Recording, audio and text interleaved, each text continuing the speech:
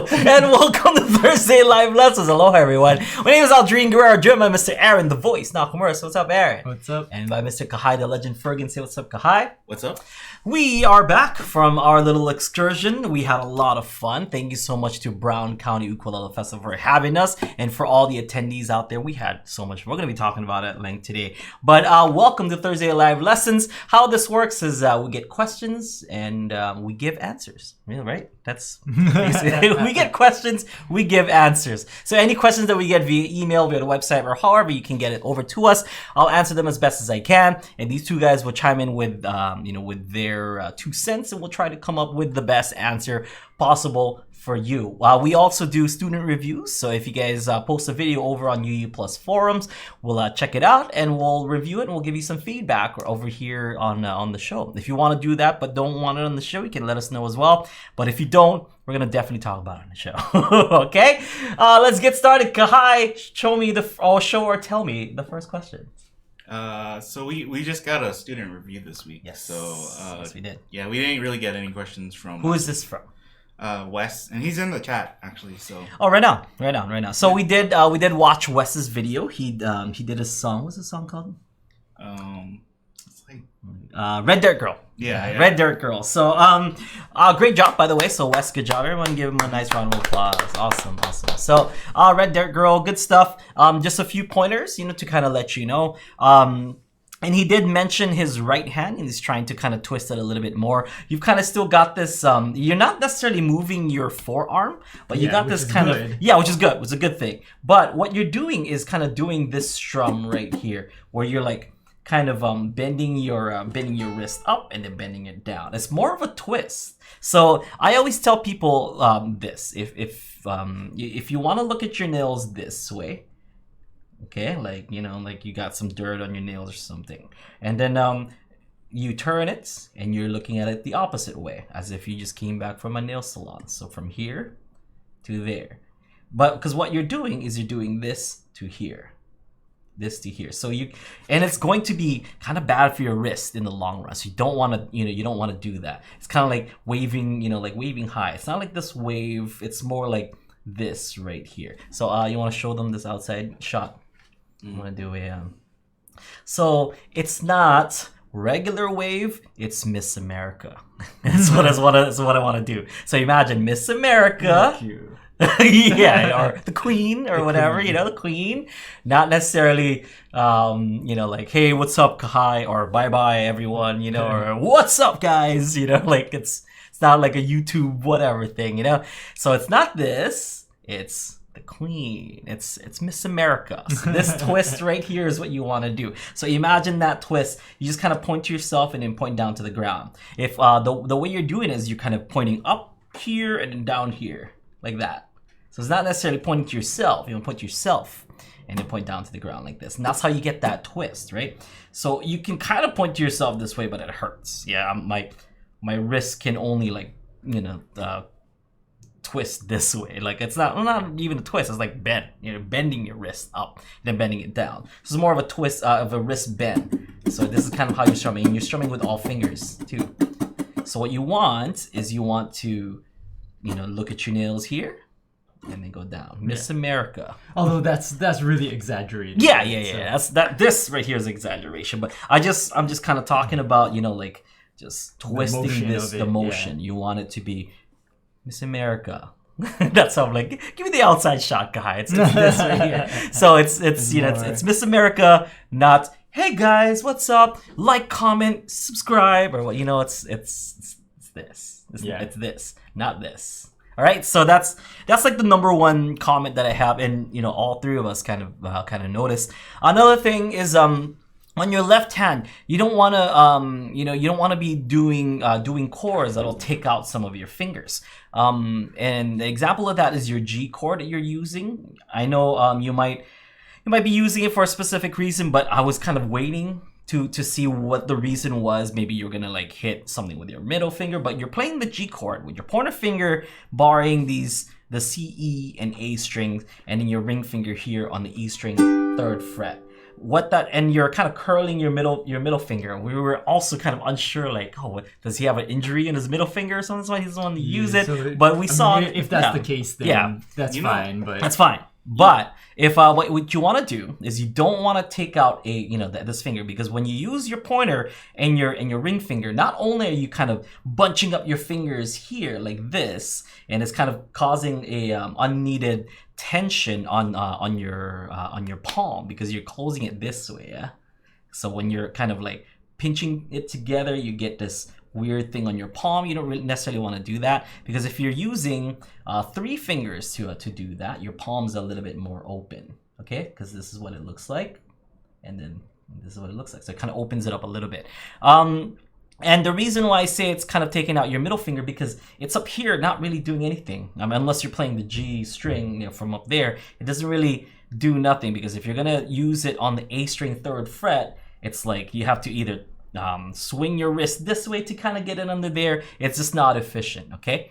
So you might want to stay away from doing this. Don't forget how to do this, because there might be like, I don't know, like a D and then go into a G or something, and even then I'll use my middle finger then. But I don't know. There might be a reason sometime in the future that you might want to use that that way. But I wouldn't use that as the main primary way that I use a G in this sense. So you might want to start using either regular G, or if you insist on using this this bar, use your middle finger instead. Because what middle finger. Sorry, Kakai. I know you want to say stuff, but let me finish my thing, and I'll let you say your thing. Okay. So from here, pointer finger, middle finger, and the E string 3rd fret. Your ring finger can play all the other chords that it needs to. Okay. So from you can either go to an E minor from here. You can hit the A string 3rd fret, the A string 5th fret, so on and so forth. So it just makes all your fingers usable. Okay. Because if you're using this has no more use, because it's not really, it's I wouldn't suggest really using it for anything other than maybe the G string. So if you're going from G to a G sharp minor for some reason, or a G minor, G to G minor, that might be good, So there you go, we found a use for that. So G to G minor, all good. But if you're not using a G minor on that, I would definitely use my middle finger or use a full G chord instead. Go ahead, Kai. Well, I was thinking that maybe he's using he's barring it, and for that, because he does like a slide up into a C, like that, the B flat chords, or B flat chord shape with the C. Yeah. But he said, I'm using my middle finger to push down on my index finger to bar 6 strings. So he's trying to use it as like extra strength, like how you would for like when you're barring for double.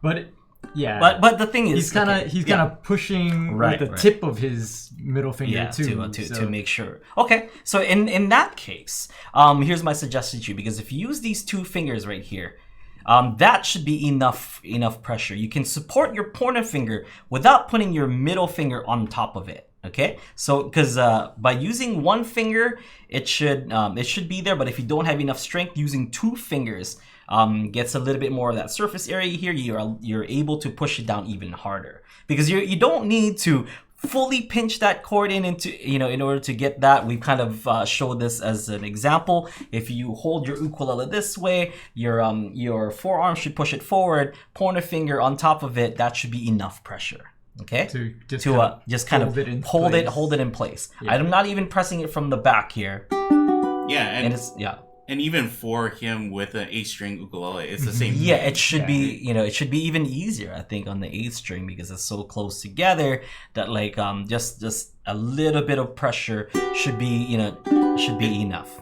I don't think it's like exactly the same, but it's not something where you should change your whole playing style to. Yeah. So it's not. I mean, pinching it too hard is also going to be bad for your fingers and your wrists and stuff like that. If you do kind of feel like you have to, like, you just can't press hard on, like press it hard on enough, like you might want to get your ukulele checked, because it might be the fact that the ukulele is not set up properly. Yeah, maybe it's too high. It's a harder too high. Yeah, the action and stuff. But yeah, I think you should kind of work on the posture first, and kind of pinch with the right forearm to make sure that you have enough pressure coming back on. Yeah, because the right forearm should push it forward, and this should push it like back into place. Yeah, you know, yeah. and using your middle finger on top of that seems redundant at this point. Yeah, okay? and with the H string, I would probably just go with the regular G. The regular G. Yeah, more then, grip, more. Yeah, because then you can just kind of push it into your palm. You know, true. Use all true. three fingers, and you're just kind of like pushing it into your palm. So that's what I noticed too about him is that he holds his thumb in the middle of the neck, and he just. It seems like he's trying to keep the thumb placement the same no matter what chord he's playing. Yeah. So like with that, like it's actually easier if you move your thumb to adjust to whatever chord you're playing. Yeah. I almost never put my thumb onto the back of the neck unless I'm playing bar chords. Yeah. And then if I'm just playing whatever not non-bar chords, I just keep my thumb away from. Would that count like as a bar chord? Yeah, would, right? Yeah, if you're barring with your pointer finger. But I mean, if you're just playing a G, I would just resort to the regular G. And even if you're going to the B flat version of that C chord, it's like you have to switch these fingers anyway. So if you had just your middle finger here, you could just like kind of like lift it up. So it'd be easier to use your middle finger anyway. So go from here to there. Instead of going from here and then having to switch up your fingers. So here I'll show it. So, you know what I mean? So you're saying that your ring finger, the movement is a lot more anyway. So it's not efficient to do it that way either. Yeah. But I mean, he seemed like he was playing it fine. He was playing the song fine. So it like to me it felt like his left hand was like you could tell how much he's straining to hold down the chords. Because you could tell like his middle finger was really kind of curling. Yeah, and it didn't seem like other than like this chord that he played, he didn't really use his middle finger at all, and it's because he's kind of taking it out of commission.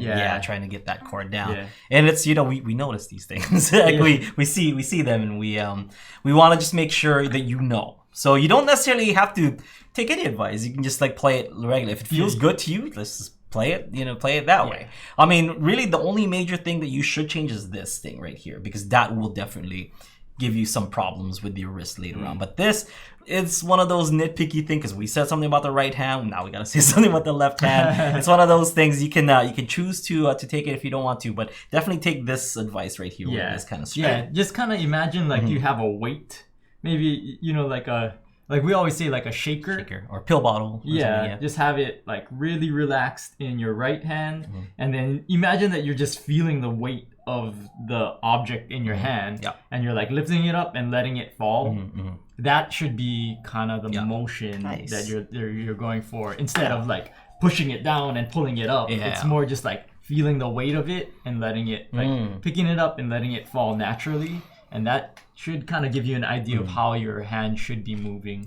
Look at you. It's like you've been doing this for over 10 years there. It's like we've thought about this a lot for a long time. How long have you been doing this? It seemed pretty natural. Showing people how to strum their ukulele. I think too, like if you strum like how he is doing it, like your forearm, you can feel the muscles in your forearm tighten, and you really don't want that. Like you feel, it's more like you just kind of feel it twisting around the bones. Yeah, but we got an egg shaker somewhere. I'll just bring it, and then because he was asking about exercises for for the right hand, I'll just dance that Beyoncé song all the time. They're like, That's that's a thumbnail, guy. Okay. Just me doing this. Get a GIF. I wonder if I can. It's left hand because it's the rig, right? Yeah. I wonder if I can freeze frame you and then replace your hand with the bionic hand that he has in the video. With like a with Thanos' like Infinity Gauntlet. Hers is like all diamonds or something on her left hand. Oh, does she? Oh, snap. For the music video? Yeah. It's something like that, I think. Yeah, so hold it between your, you can use your pointer finger and thumb. You can use your middle finger and your thumb and stuff. And what I'm going to do is I'm just going to let it, like, naturally fall. Like, use the weight, and loosen my wrists and just let the weight kind of let it fall down. And then I'm going to, like, lift it up and then let it fall down again. Oh snap! That's how lightly I was holding it. So lift it up, like kind of naturally, let it naturally fall down. So that's that wrist.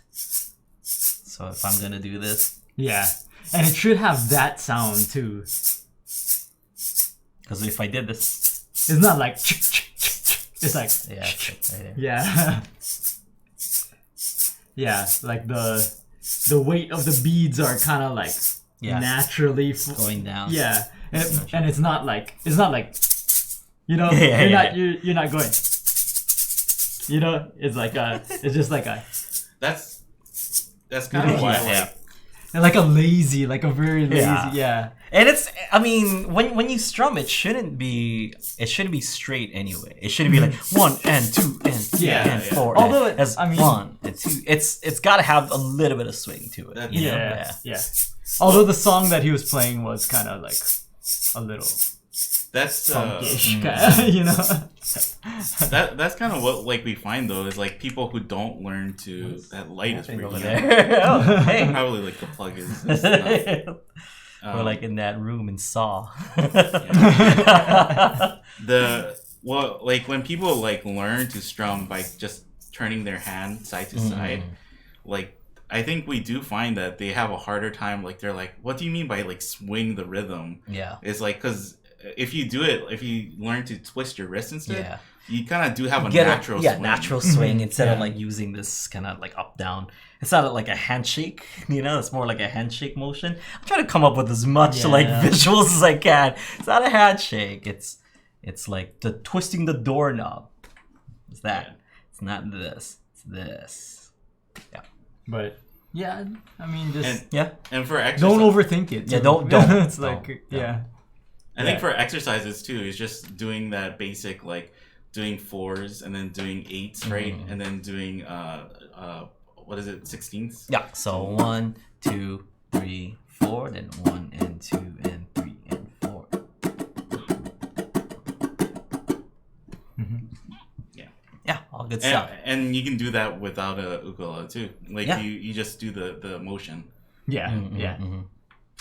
Cool, right on. So hopefully that that helps you out, Wes. But great job. You know what? We enjoyed the song. We love it and stuff. And I think you did pretty good. It's just Relax. right. and try Just to- relax. Try to just try to let it naturally make music. Let's let Yeah. the ukulele do its thing. And There's even- a few adjustments, but just let us do its thing. Yeah, like you're with the 8 string because you imagine that it should be harder. Yeah, Maybe that should be the same. That might if be not easier. Yeah, so it's kind of like people think that you have to push down harder on to like when the courses are doubled up, but really you gotta just play with it. So like hold it as lightly as possible while it still can ring out. Yeah, you know, yeah. all strings can ring out, but don't do it any harder than that. And it'll take time and kind of like practice to figure out what that amount of pressure is. But once you get it, just try not to overdo. Yeah, that. if you think too hard, I'm just gonna turn it off. Is that cool? Or try to grab the Wiggle try to the. grab the wire in the back and push it Yeah, in it's farther probably into not- the light. Yeah, You gotta it's use not like in good. both. Yeah. Sorry, Sorry, guys, I don't want to. audio podcast listeners. No, you gotta push it in hard. Like you gotta use both your hands. Okay, got it. I got it. Keep talking though. Keep talking. There. Yeah.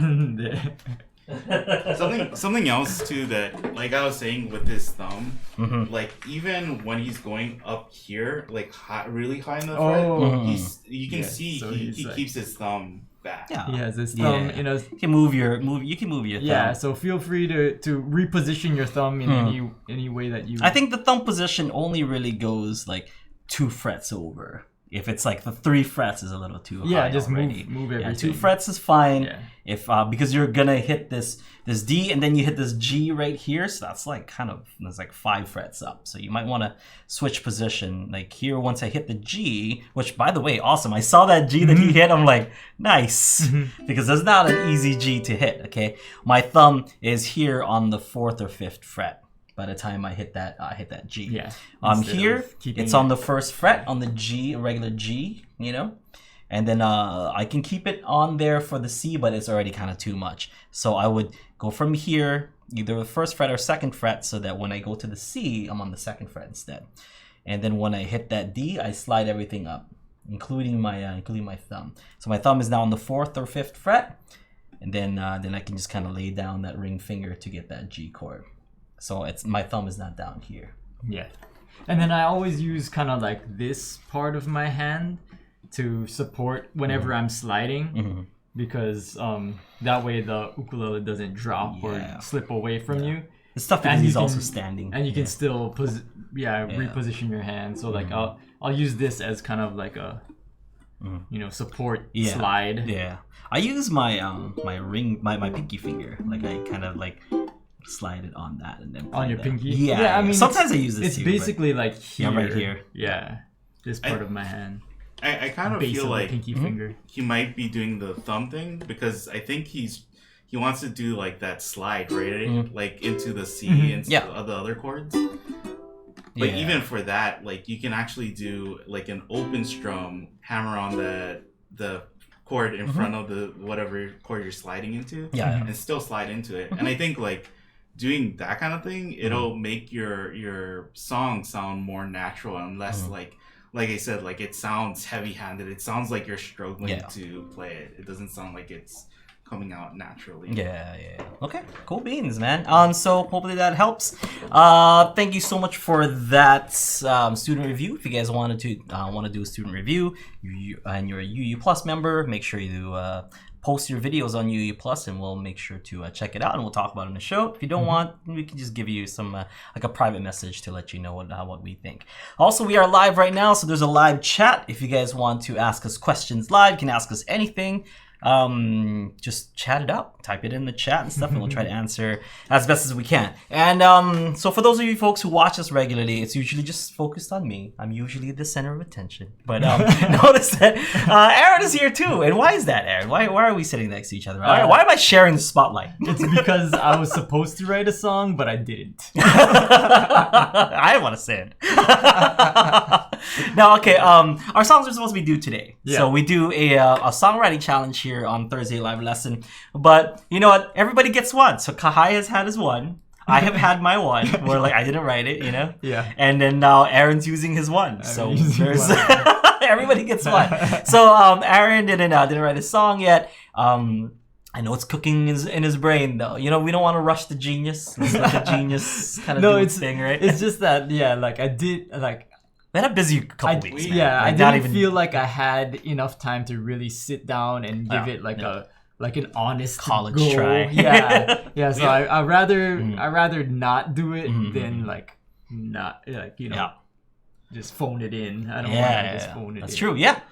Good answer. Good answer. Yeah. Well, like we also kind of set up this challenge, and then you guys left. Yeah. So we skipped a week, and we didn't remind people that like, oh hey, it's gonna be due next week. Yeah. So we figured give more people more chances. Yeah. So did you write one, Kahai? Sorry. Yeah. Yeah. Okay. Yeah, and then with all my songs, I always feel like I can do more. I mean, I wrote one too, but it was only one verse and chorus. I was just gonna like half bun. Just gonna. Like here you go, 50%, and just like so I don't have as much pride as Aaron does in my work. Apparently, I was just gonna be okay with that. But you know what? I guess I can put some lipstick on my pig and present it in the county fair next couple weeks from now. Yeah. So like next week we have our retreat. Yes. Yeah. So I was kind of working on getting all the emails and stuff. Yeah, that's so Aaron's a busy dude. He's not. And then on Saturday we put out a lesson, so I'm trying to get that done too. So we're actually gonna delay the 2 weeks. Yeah. The songwriting challenge. Yeah, until because next week hopefully we're gonna be able to do a live lesson from the retreat. Yeah. So you guys will get to see what we're up to. Next week. Hopefully, hopefully the stream is all good. If not, then we'll record it and we'll show you folks and stuff. So it'll still be filmed live, but hopefully we can stream live. Yeah. So we don't want to make promises and then all of a sudden like, I want to watch a stream. And then we kind of hope it's like a little bit different with like live people actually there that can ask question in person, and we can answer them. So. Yeah. That was my best Jim impersonation. No, it has to be a Australian accent. I want to watch the stream, mate. Nah. Jim's cool. By the way, we got an update from Jim. They actually they posted about the Ukulele Underground, like a little Friday Live Jam fundraiser thing on the official Bums newsletter. So Brisbane Ukulele, I don't know what the MS is, but like Society. Music Society. I don't know. Jim knows. Jim will post it what Bums means. But on the Bums newsletter, I saw that. I saw my face on it. I was like, hey, snap! I'm in the newsletter of Bums. I've made it, ma. Ma. Yeah. I'm halfway across the world. Yeah. I'm in emails in Australia somewhere. Ma, I made it. You want to see how much we have in total? Yes. Yeah. So. Right there it is. Right here. Yeah. There we go. 805 Australian dollar dues. And we didn't even do the concert yet. Right? Yes. So amazing. We're gonna do like a fundraising concert. We also said like the on the jam we said that at 800 you were gonna sing So yeah. Okay. I'll Yeah, sing so for there you the go. concert. What was it? 1,000? What was Yeah. was there something in 1,000? Yeah, I'm gonna sing. Oh snap! Top donation, Paul. So I said I was gonna give a 30-minute private lesson to the top donator, and so far it's Paul. So Paul, I think you about to earn yourself a free 30-minute private lesson from yours truly. Yeah, I'm a centerfold. Oh snap! Ma, I made it, man. I know you don't internet, and you're probably never gonna see this ever, but ma, I made it. My mother doesn't internet, but she like uses an iPad at work. Like she works at the Hyatt. She's a housekeeper and stuff. But they have like iPads that they use, and she's always like asking me to like, oh, can you like do this for me? I'm like, ma, it's like this. It's a touch screen. Just touch the thing. Yeah, but I'm pretty sure when I grow older, Elle's gonna be like, Dad, just do this, whatever, just flick left or whatever you young kids AR are gonna be like later on in life. But it's really cool. $800, man. That's awesome. Thank you guys so much for for putting up some money and helping Australian Red Cross. So thank you guys so much. It's going to a good cause. It is going to help out. It's awesome. It's awesome. We still have it going on. So if people want to donate and then be entered into the contest, they can use this link. Yeah. tiltify.com/@ukulele_UU-Australian-Red-Cross/donate. I'm sure if you just go to tiltify.com in the description for the replay. So yeah. So Jim still hasn't told us what the MS means. What is BUMS? What is the bums? I know it's Brisbane Ukulele something. Music Society? Musical Spaniards? Musical Shamalama Ding Dong? What is the MS? All right, on. So let's talk about some good times that we had last weekend, Aaron. So last weekend we were at the Brown County Ukulele Festival. It was a good time. I want to hear your version of it first. I've talked about it at length on Facebook and stuff because apparently that's where all the uke players are. I don't use Facebook anymore and stuff, but I got tagged up the yin yang like on Facebook. And they have their own page, right? I guess so. Yeah. So I'm like, I guess I'll jump on Facebook like for once this year and and post something. And it was really cool. So yeah, what's your take on it?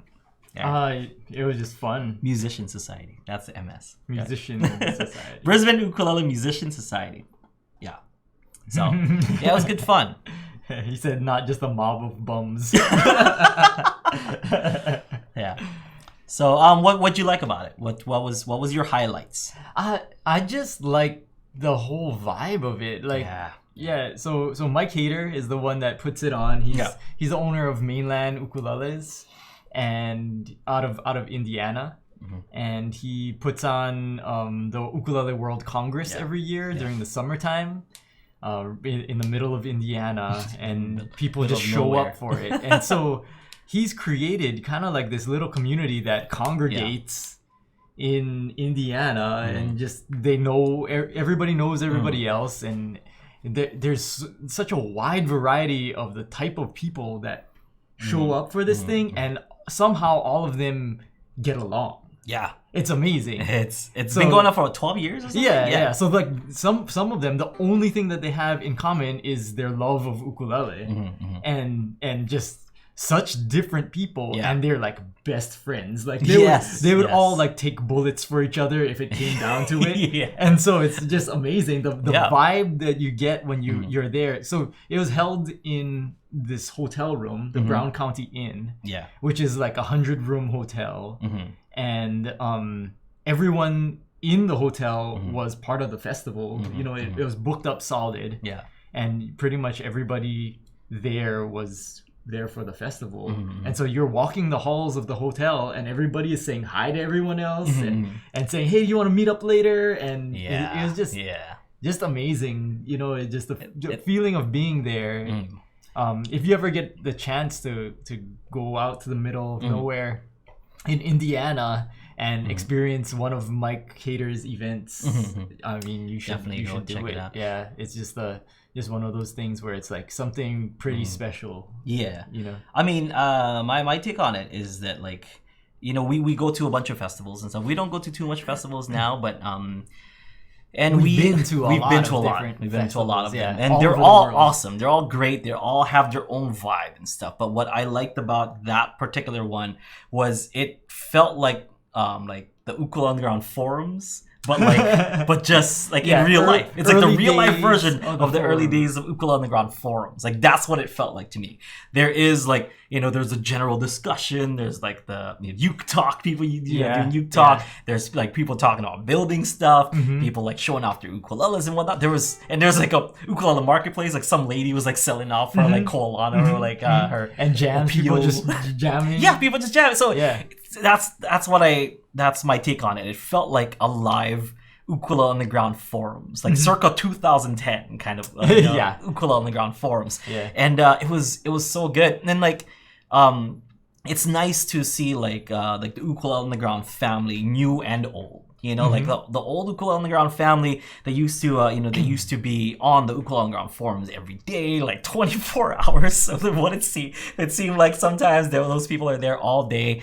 And then there's like some new people as well. So this Ukulele Underground vibe like was present at the Brown County Ukulele Festival. Not saying that like, you know, like there's no like Ukulele Underground vibe on the other ones and stuff, but this was the strongest it has ever been. Like it's so crazy. Like a lot of like old school OG members, you know, were there. But Ciso was another headliner. Ciso, and he's been there. He's a moderator, forum moderator for such a long time since the beginning. I think Ciso was our first moderator. Yeah, he's still a moderator. Still a moderator, and like.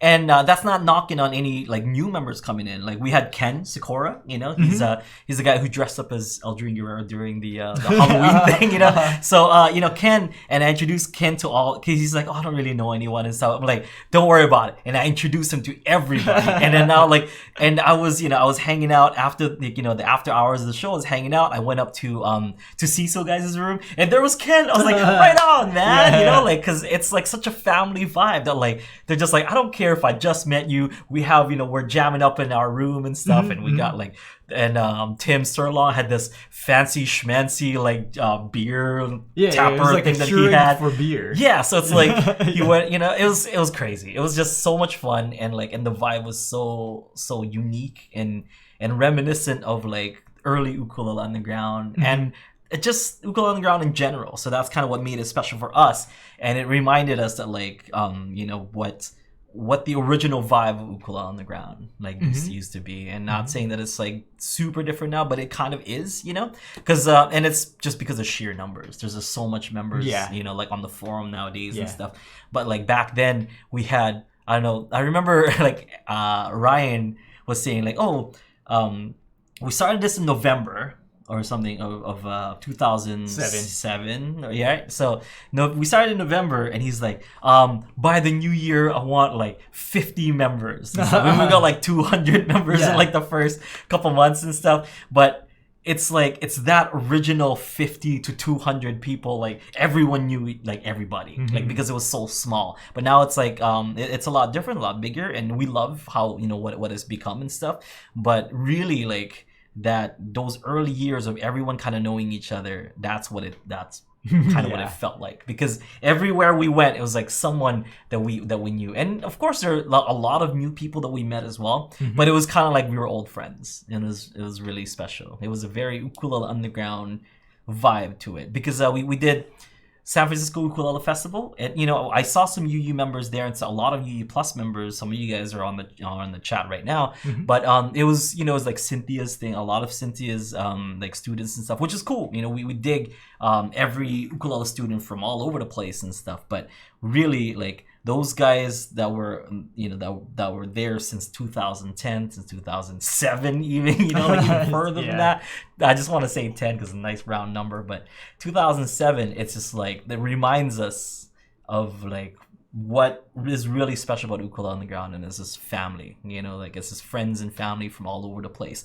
It's like, you know, you guys are students, then you guys become our friends, then it becomes family after, you know, after a while. So that goes for everyone. Just like I said, Ken, he's a new dude and stuff, but we treated him like he was family. So it doesn't, I'm not saying that like, oh, it's only saved for those 2007 members. Like, no, it's for everyone. But because that vibe was there, it was a lot easier to just be like, hey, Ken, just come up and jam, man. Don't worry about it. And then the same thing was, it was like for us too, we met a bunch of people for the first time there, and they just treated us like, you know, they knew us for such a long time. Yeah. PD Mac was another one. Was cool. He actually said that he learned a bunch of stuff from Ukulele Underground, and now he does like, he leads like jams and play along things all over. Spreading the word. Yeah, and he's really good at what he does. And he was one of those where, like, you know, you just feel like, oh man, this is my family. You know, when you're with him. And since we've been doing it for so long and stuff, and sometimes I just like, I long for those kind of like those days of old, and this is exactly kind of what I needed. It like brought like the people of old and you like kind of together, and it's just like, this is Ukulele Underground now, you know, like a collection of all the people that have kind of supported us throughout these years and become our friends and become our family and stuff, and of course like the new people who become friends and family also. It's awesome. That's like how I can best describe it. It was like a family reunion almost, you know? Like, Because family reunion is like, oh, here's my new kid or whatever. Like, there's new people like being introduced in the family, which is awesome. So it's like a big family That's reunion. another one too. Yes. Like, people meet. People have met at UWC or at Ukulele Underground and have gotten married and had kids and stuff. So Cecil was like, you know, if it wasn't for like these guys or whatever, like, you know, talking about us, for Ukulele Underground, you know, some people wouldn't have even been born, and it's crazy to think that, you know. So it's because it's true. There's we were able to meet kids that were born because their parents met on Ukulele Underground or through Ukulele Underground, and that's just. It's amazing. Kind of mind-blowing for us. So thank you so much, everyone. And not just the people from the Brown County Ukulele Festival, just all of you folks who have even checked out Ukulele Underground. You guys have really made us feel special. I mean, I think I think that is something unique to like our company that happens. Is like, how much other companies would you check out their fridge and see Christmas cards from families, right? All over the world, or like letters saying like, oh hey, I just wanted to send you guys a letter saying like I watch the jam every week or whatever. So it's, and even like when we went to San Francisco, like I know Devin and John both told me like, oh, it feels so weird, like because I watch you guys, but you know, like, so I feel like I know you, but you probably don't know me. And I was like, but I think I do. Like, I know, talk online, you know. You like, I've corresponded with John multiple times, and I've talked to Devin too. So it's cool. So it's like it's not really like stranger. It's meeting a friend for the first time instead of like meeting a stranger. I'm glad you mentioned that, because if you guys are wondering what it's like back in like 2008 Ukulele Underground, if you go to like a Low Friday Night Jam and you guys kind of know all those names that pop up in the jam, right? It's kind of like that. Similar to that. So that's why we love doing we love doing all of this, but especially Aloha Friday Live Jam because it's like reminiscent of old school circa 2008 Ukulele Underground, and like everyone kind of knows everybody. I think that's like the new version of like the forum. Yeah. Yeah. But like the even, chat for the jam, because like it would be, we haven't done it in a while, but we used to do like open mics. But I know that the forum would put on their own open mic without like any prompting. The UU mini jams. Yeah, and then they would just hang out, right? And like it's just people like, oh, what song are you working on? Or what song are you working on? Yeah, so a bunch of mini jam people were at the Brown County Ukulele Festival. Faricelli. Tim Sirlong. Good stuff, man.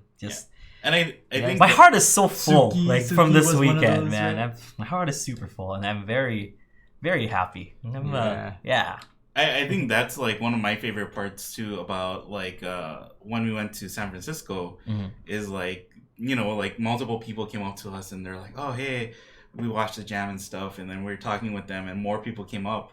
And then they're like, oh, hey, are you Devin or are you, Mark? And it's like realizing that it's like, oh, these people also don't, like, they've never met in person too. Yeah, but they know each other. And they know who to call and it's they started exactly spending like time that. with each other and talking. Exactly like that. And then like some people like take it a step further. They're like those people from like back in 2008, 2010, like would stay at each other's houses. They would like like go visit each other from like the other side of the country. Like I remember congregating over at Russ Bus's house, and Russell Gong, he's like a really, really, really good friend of ours. Now we're actually seeing him in a couple months, but people like Deech would fly over from like from the other East side Coast of the country and hang out and stay with him. And Ken had stayed with him. Yeah, Ken from UK. From the UK. It's multiple insane. times. It's just like people have become such great friends, and like Grumpy Coyote and Misha like met through Ukulele World Congress, and now they have a 3-year-old kid, a 4-year-old kid, Ulysses. He's so cool. It's been insane. Like and Adele also from New York. She came down with us in Boozalele. That's his net handle on Ukulele Underground. He's congregated with us as well at Russ's place, and it's awesome. Like so much friendships made. Yeah, so good. I think so good. I think too, like for everybody who's like listening to the podcast or watching the podcast too. Is like we still like interacting with people, so like if you ever want to ask a question or stuff, that's like pretty much how we kind of build these relationships. Is just like, oh yeah, I don't mind answering this question or helping you out or whatever.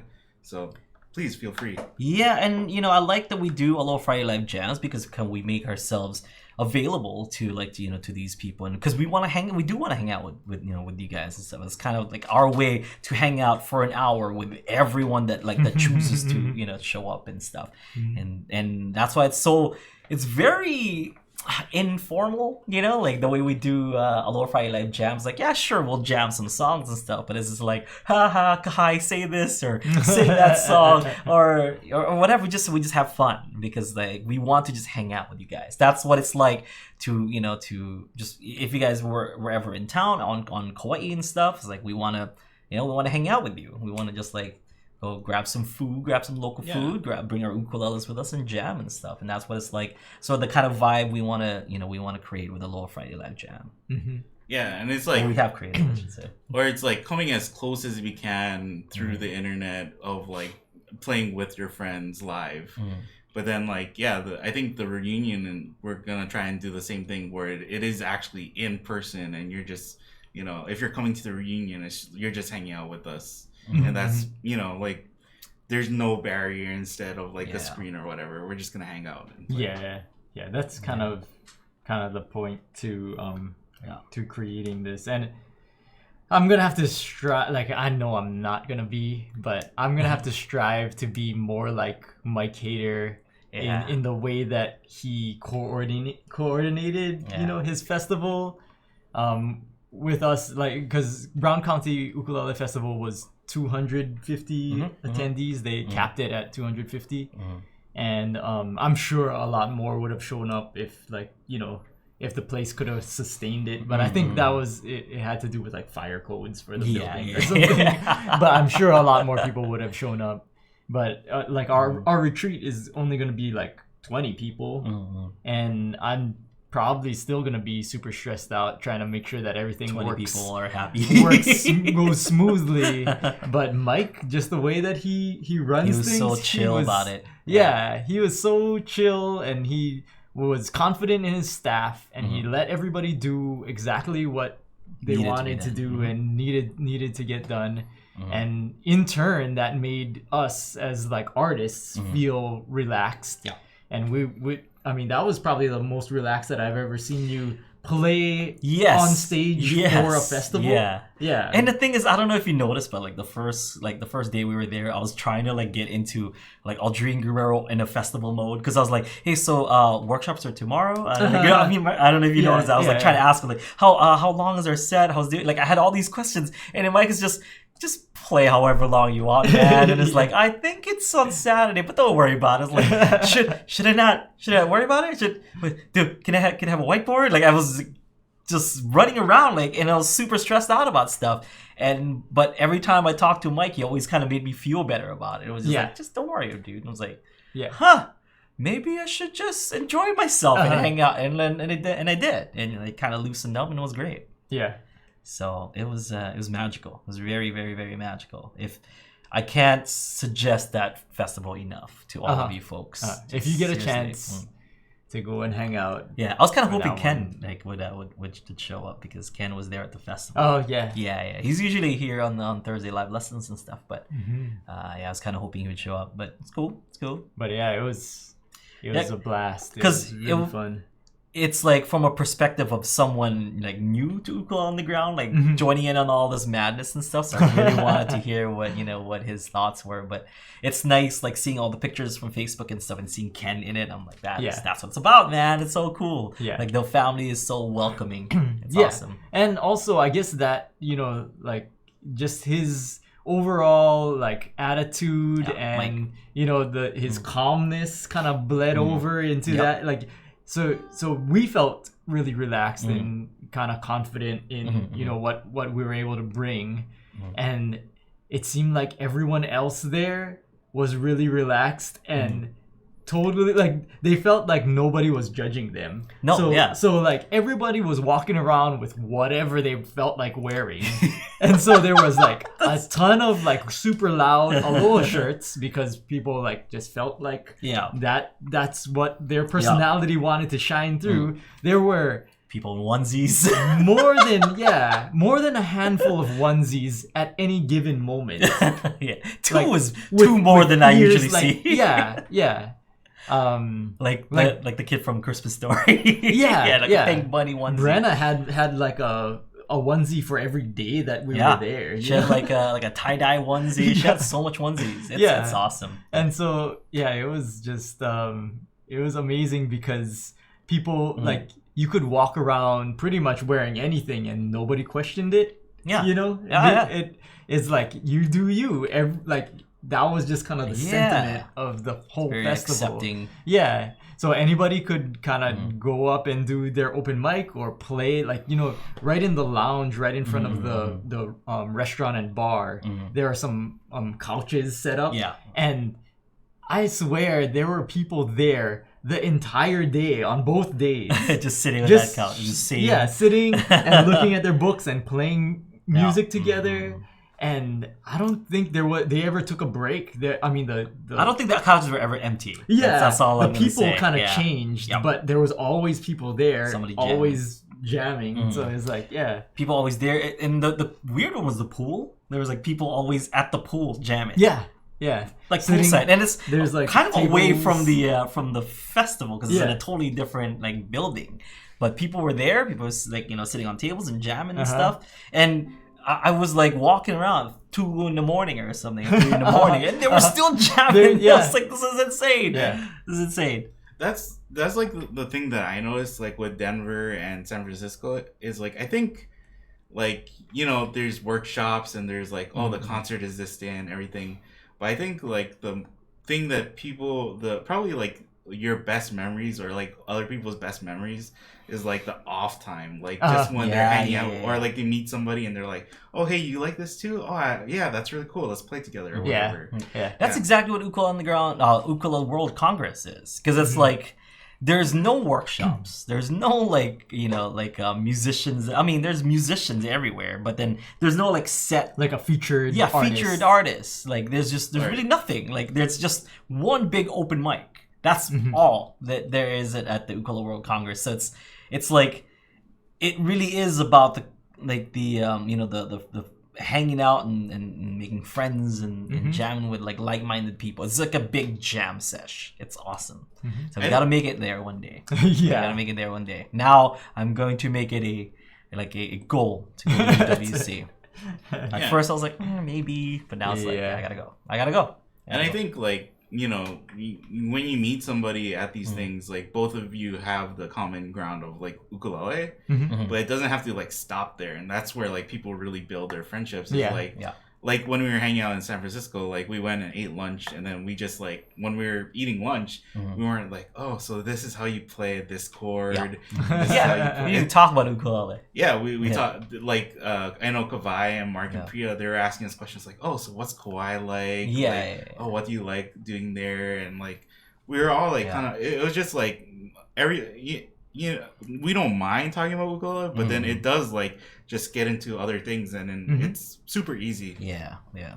Really, really, really fun. So highly suggested. One of my favorite festivals now, if not my favorite festival. I mean, it was it's tough. I would have to say my 5 top festivals are Brown County is pretty high now. Denver's also pretty high. San Francisco was super fun. That's and mainly because it's a lot of friends. Also, it's like where we have the most friends. The Ukulele Festival Great Britain was also like really fun, and the one in Italy was really fun. It was my top 5. Italy because I got engaged there. Like it was one of those big moments for me, and I got engaged on stage and stuff, and that's why that's on my list. And it's also fun, and the Aquila people are really cool and stuff. But like the thing I didn't like about that festival is and just Italy in general, not that I don't like Italy, is that everything is so late there. Like the sun sets at like 9 o'clock or something dumb, like 9-10 o'clock, and my set was like at 6-7 o'clock, because I wasn't like headliner until like the second night, but there was like the ukulele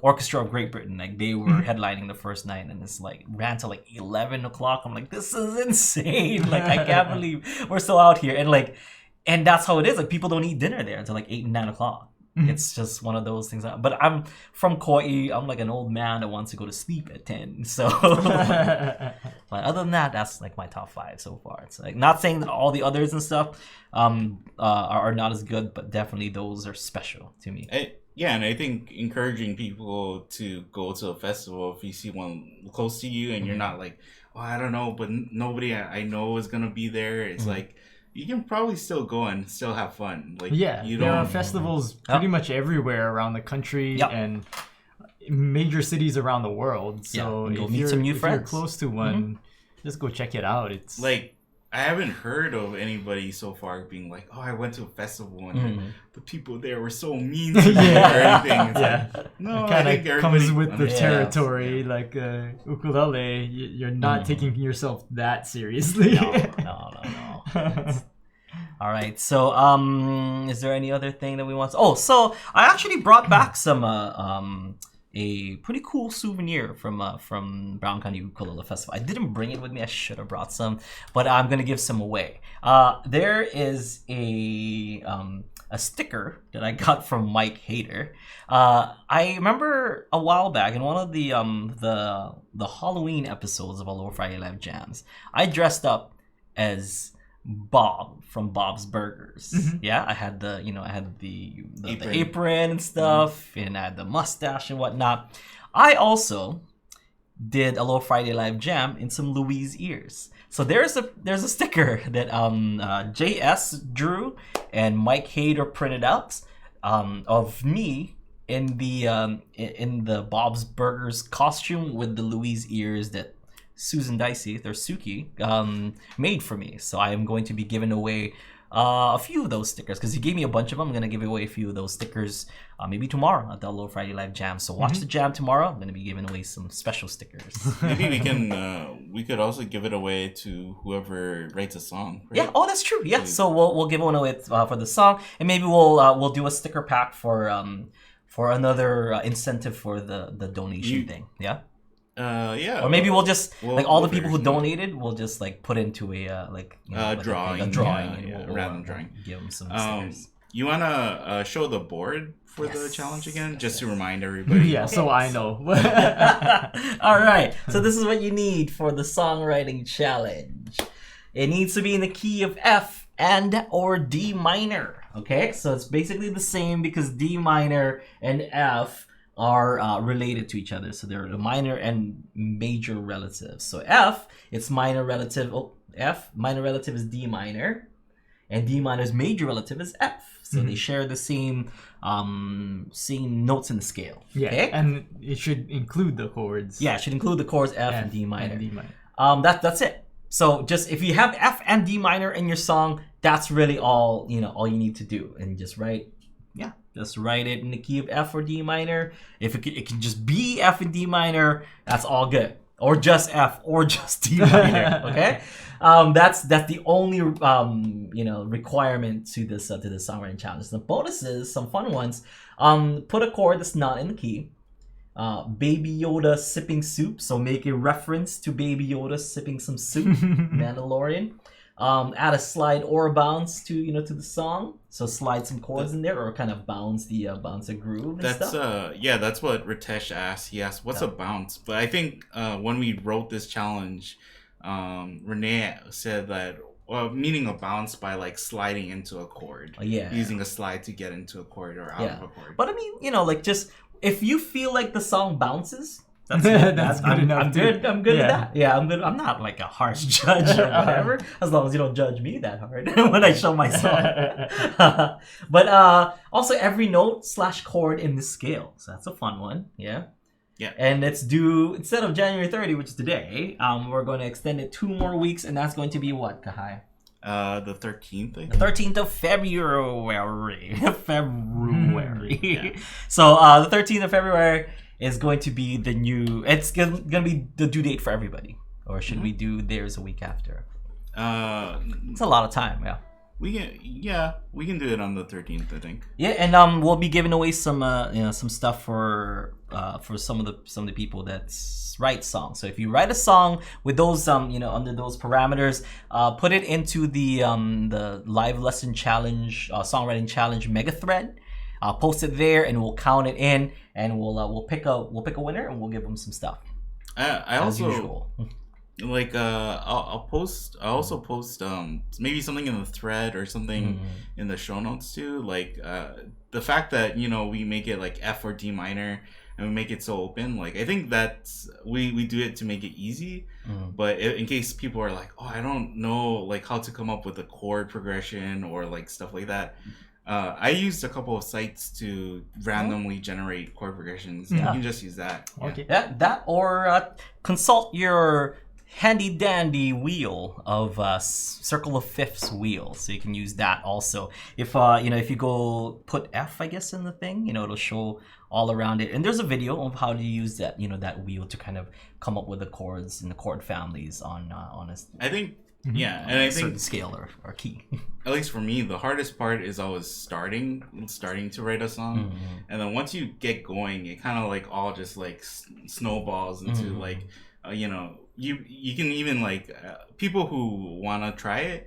I think they might think oh, it's so hard, but once you get started and you kind of start, you'll probably see it's fun, and it's fun to just keep adding things to it.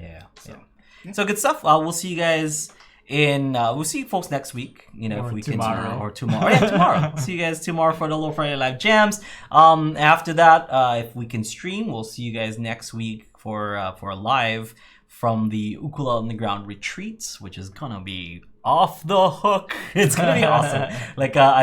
I've talked to Kahea and Randall today, who's going to be doing like the thing on Saturday morning. They're the same people who did Aloha Oi. She's like she's the lady that sang Aloha Oi with us. Randall's the bass player in a lot of our videos. They're going to be doing something on Saturday. I also talked to Chris and Joe Souza. Joe is going to be coming down doing something with Kanile Ukulele. He's going to be giving you guys some awesome gifts as well. It's gonna be cool. And we have a lot of cool. We have a surprise, a delicious surprise in store for you guys. So there's some surprise guests. It's gonna be great. I'm so excited about next weekend. I was kind of stressed out about, and I still am, but for the most part, I'm like super looking forward to it and very excited. So for those people who signed up for this first one, we're gonna make it extra special. Yeah, I think if you come down here like expecting like to learn stuff, you probably will. Yeah. But what we're also thinking about is just like having a lot of fun. Yes. We're planning stuff that is just like no stress, and it's just gonna be fun for everybody. Yeah, hopefully. Yeah. It's good. It's gonna be great. It's a week away. I'm so excited. So we'll see you guys next time. Have a great one. Aloha.